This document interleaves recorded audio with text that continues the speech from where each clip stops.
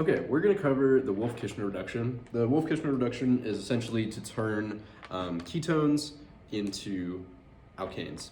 So a simple example of this would be taking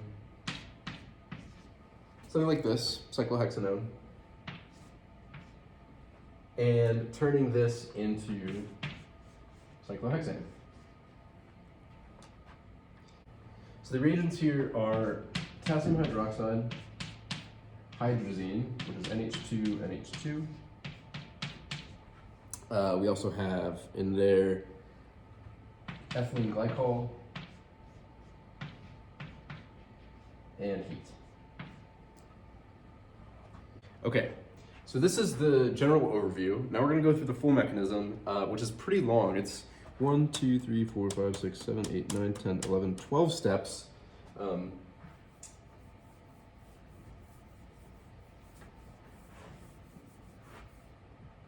And we're going to do exactly what we just showed there, starting with cyclohexanone. Okay. So how we start this off is by taking the hydrazine and attacking the carbonyl with the lone pair of one of these nitrogens and popping open that carbonyl. So we end up with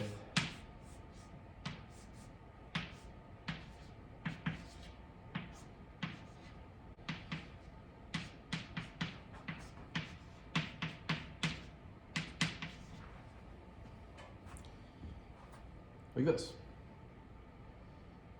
Okay?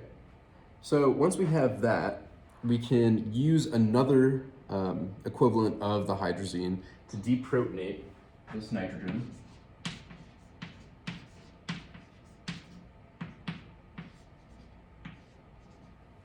Okay, which will bring us, let's see if we can put this over here.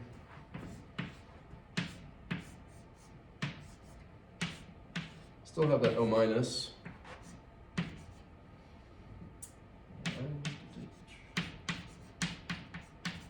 Okay, and we're looking like this.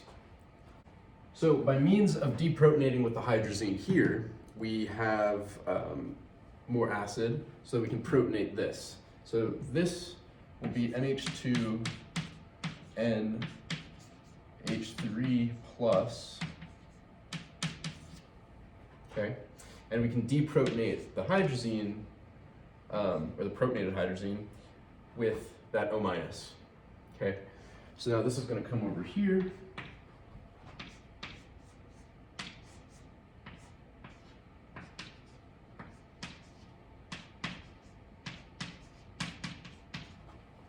And that's how we're looking. So this here is a carbanolamine. And what we're gonna be able to do is protonate this again. So take NH2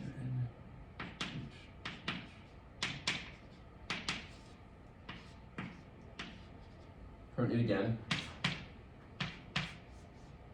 And this will give us water, a water group, which is a good enough leaving group that we can kick it off.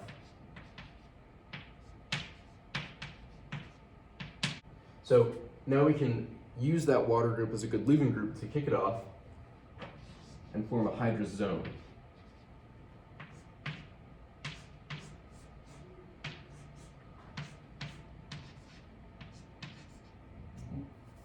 Knock into that.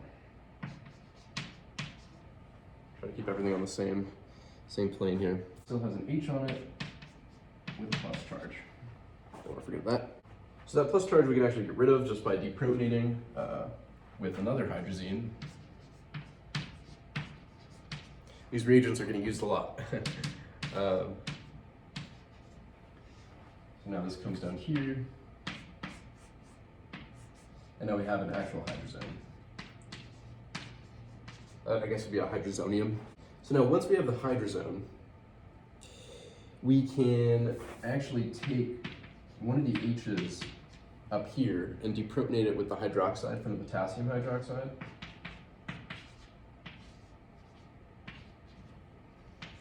And we get a minus charge on that nitrogen.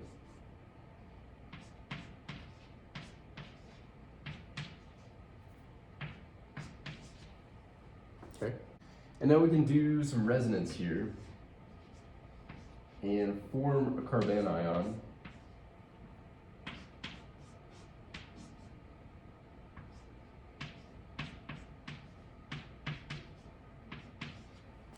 Like that, which we'll then protonate using water, because if you think about how these equivalents are reacting, this hydroxide is deprotonating this, which means we'll have water by this point, which can then be deprotonated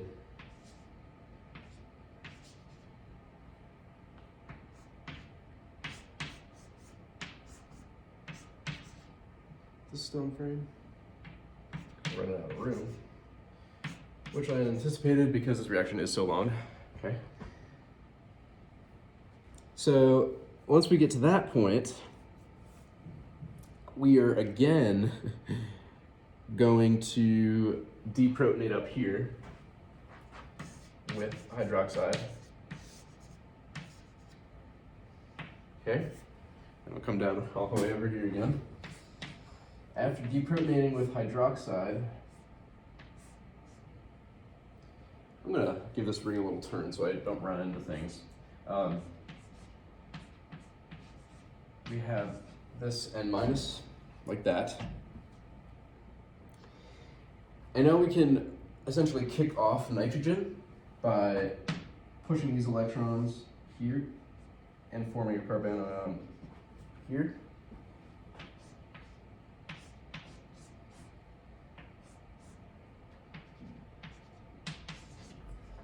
So just to clarify, this up here, this ring is still in the same, I just gave it a little twist so that that wouldn't run into anything up there. But it's still in the same position on the ring. And then with this minus charge from this carbanion ion, we can then protonate that with water, because we formed water up here from this hydroxide.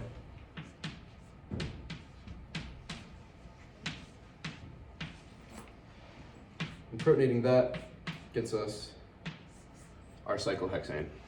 So yes, this is a very long mechanism, but it's kind of just a series of protonations and deprotonations, so it kind of flows a little bit more naturally. But if you have any questions, leave them in the comments.